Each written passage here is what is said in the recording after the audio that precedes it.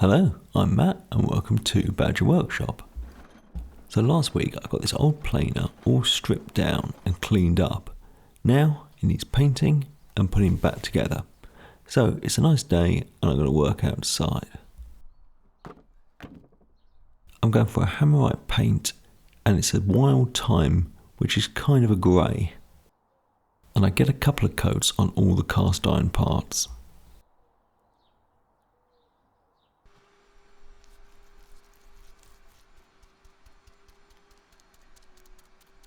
So with it painted, now I can get it all put back together. Now the advantage I have is that I video everything.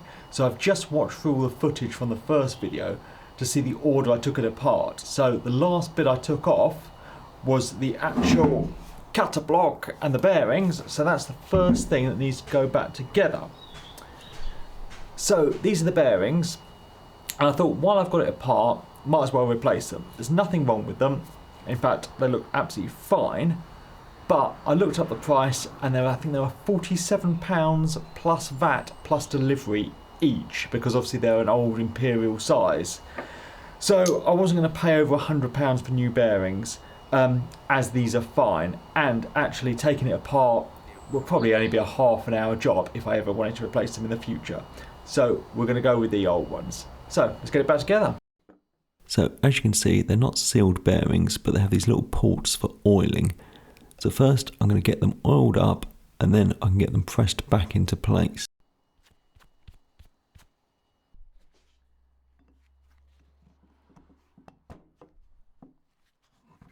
The first one goes back in no problem, the second a few taps with a rubber mallet just to seat it, and then they can go back onto the shaft.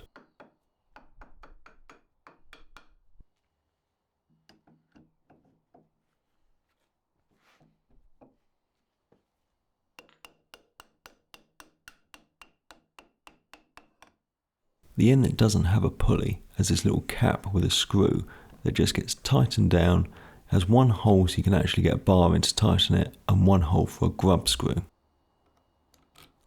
I then get some more oil put in through the little ports and give it all a test, and it seems to run really nice and smoothly.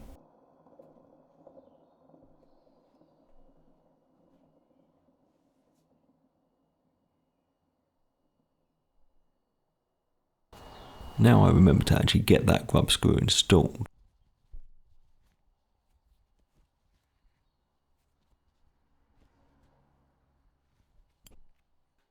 Now the covers can go on. I didn't get these painted as I think there's some bronze in the casting and they look quite nice. Anyway, they just go on with 3 screws.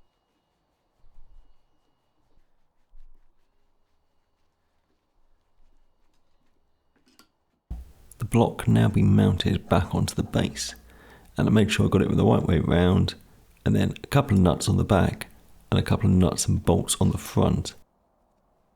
These blocks then just need sliding back into the cutter head. The pulley goes on with a taper, so the pulley gets pushed all the way back, then the taper goes on, then the pulley can be pulled forward locking it into place, and then a grub screw goes in. The supports for the 2 tables are exactly the same, they go into place and 2 bolts go on each one.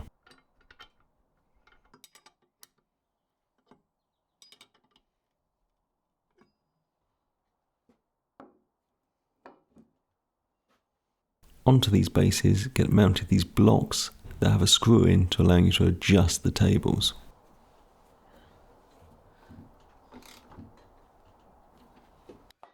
This is the cutter guard and it's the only pressed steel part on this, and it's a bit bent, so I just do my best to straighten it out with a rawhide hammer and a block of wood. And as it's a safety device, I'm going to paint it red, again with some more Hammerite paint.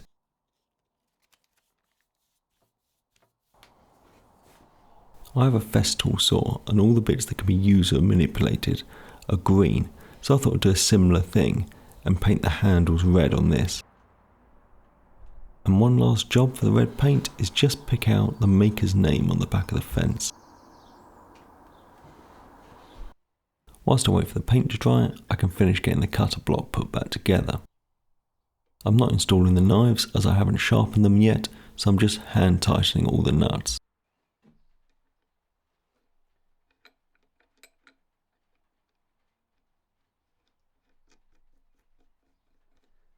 I'd cleaned all the rust off the tables using the wire wheel, but I want to get a finer finish. I apply some WD-40 and then I work my way up the grids using some wet and dry paper.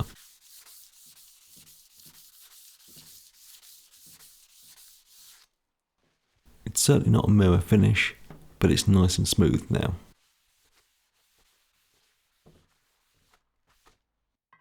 With the red paint dry, I can continue installing these tables.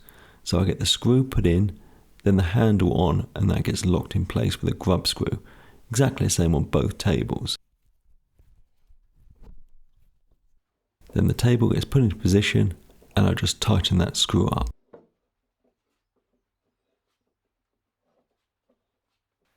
To adjust how tightly the table slides is this little block with a couple of screws. So I get that installed, and again, same on both tables. Then these plates with a couple of bolts get installed on either side of both of the tables.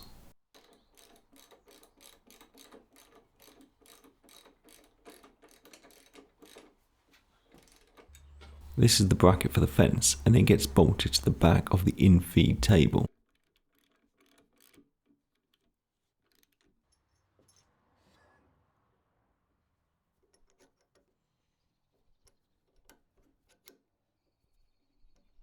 It has this T-shaped handle to lock the fence in place, and I have the same kind of one on the back of the fence to adjust the angle of it.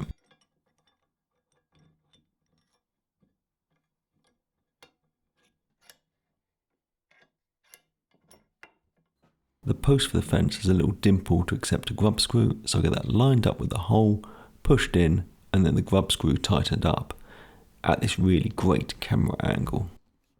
Sometimes I just get lost in what I'm actually doing rather than filming. The post can then be slid into the bracket at the back of the fence and tightened down. The fence has this adjustable plate on it, which just goes into the slot.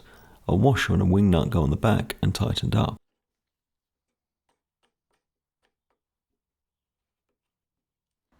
The cutter guard goes over this bracket, another piece goes on, and then a wing nut for adjustment tightens it all up.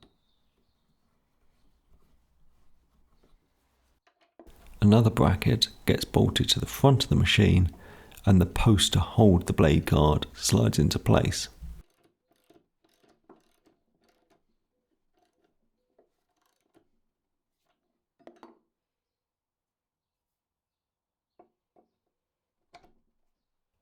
The guard then slides onto this post, and then this homemade lever tightens it all up.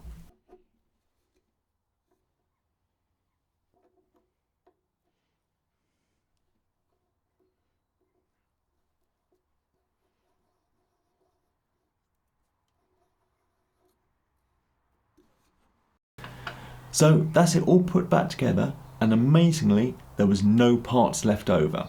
Now, you might have kind of seen a sneak preview because it's actually mounted on the base. Because it's so heavy, I had to kind of make the base when I was halfway through putting it back together, otherwise I'd never be able to move it. Anyway, in next week's video you'll see me actually making the base. So, thank you for watching, thanks to my patrons, and please subscribe for more videos.